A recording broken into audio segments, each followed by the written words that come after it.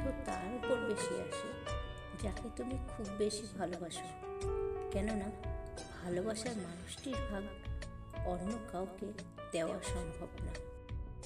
অনেকেই ভাবে আমায় সন্দেহ করে মানে আমাকে ভালোবাসে না, কিন্তু কথাটা ভুল। নিজের ভালোবাসার মানুষটাকে হারানোর ভয়েই ভালোবাসার মধ্যে সন্দেহ আসে। একটা রিলেশনে অকারণে বেশি সন্দেহ করাটা পরে গিয়ে সেটা আফসোসের কারণ হয়ে দাঁড়ায়। এতটাই আফসোসের কারণ হয়ে দাঁড়ায় যে সেটাকে আর ফিরে পাওয়া যায় না। কারণ অনেক ক্ষেত্রেই দেখা যায় যে সন্দেহের বশে আমরা এমন একজনকে হারিয়ে বসি যে কিনা আমার উপর সবচেয়ে বেশি ভরসা করেছিল।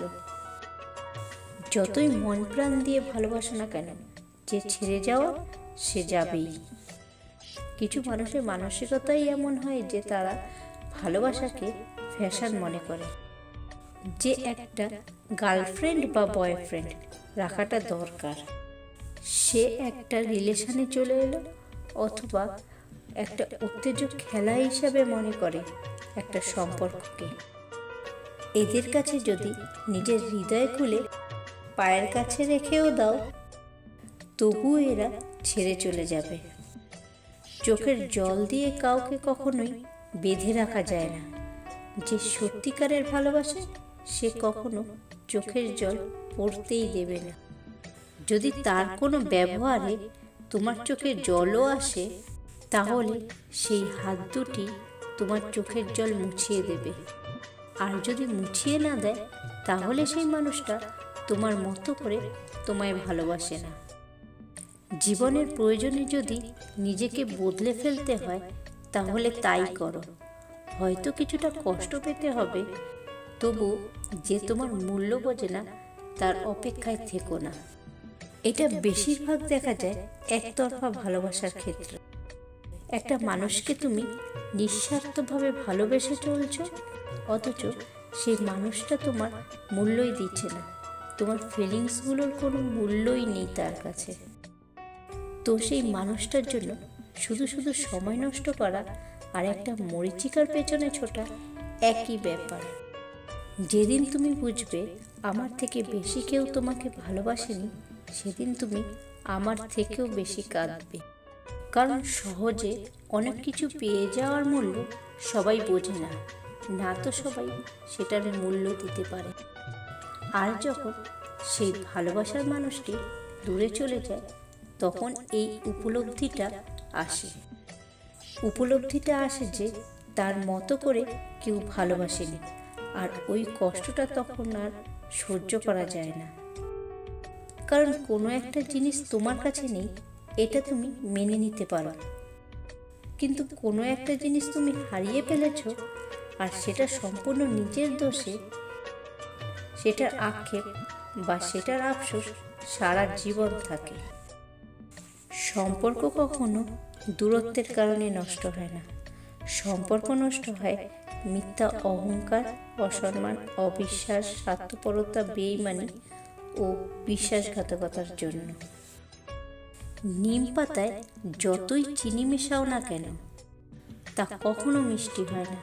ঠিক তেমনি কিছু মানুষকে যতই ভালোবাসা দাও না কেন, তারা কখনো আপন হয় না।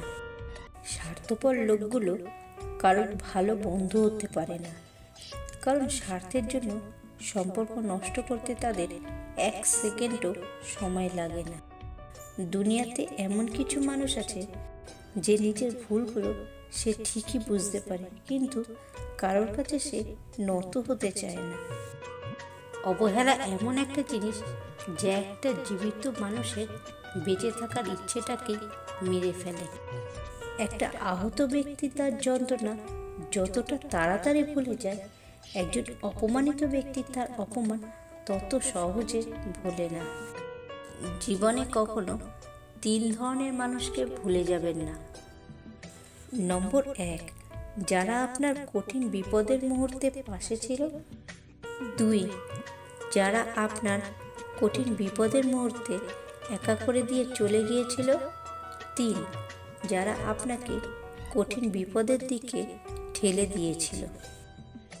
অপেক্ষা এক ধরনের মানসিক যন্ত্রণা, তবুও মানুষকে অপেক্ষা করতে হয়, কখনো আলোর জন্য, কখনো ভালোবাসার জন্য, কখনো মুক্তির জন্য, তো আবার কখনো মৃত্যুর জন্য।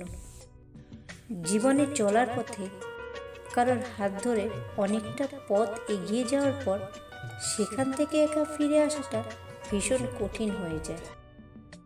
ব্যথা কখনো দেখানো যায় না, কাউকে বোঝানোও যায় না, হোক সেটা শরীরে অথবা মনের। যার ব্যথা সে ছাড়া অন্য কেউ অনুভব করতে পারে না।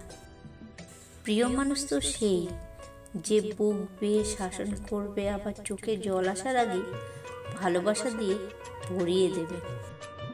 আজকাল মানুষ লজ্জাজনক কাজ করতে লজ্জা পায় না, কিন্তু লজ্জাজনক কাজ প্রকাশ পেলে লজ্জা পায়।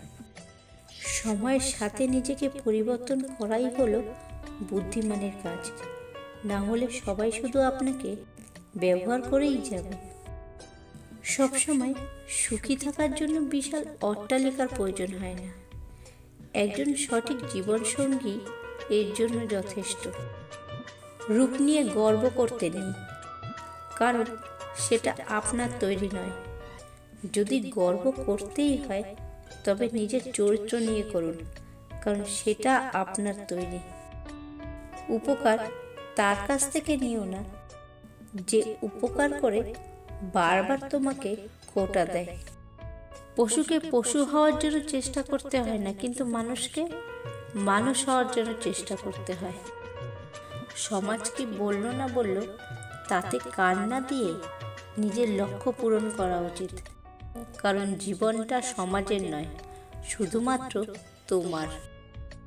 তুমি যদি মনে করো যে সবকিছু হারিয়ে ফেলেছ আর কিছুই বাকি নেই, তাহলে সেই গাছটার কথা মনে করো যে প্রতি বছর তার সমস্ত পাতা হারিয়ে আবার নতুন পাতা গজানোর অপেক্ষা করে।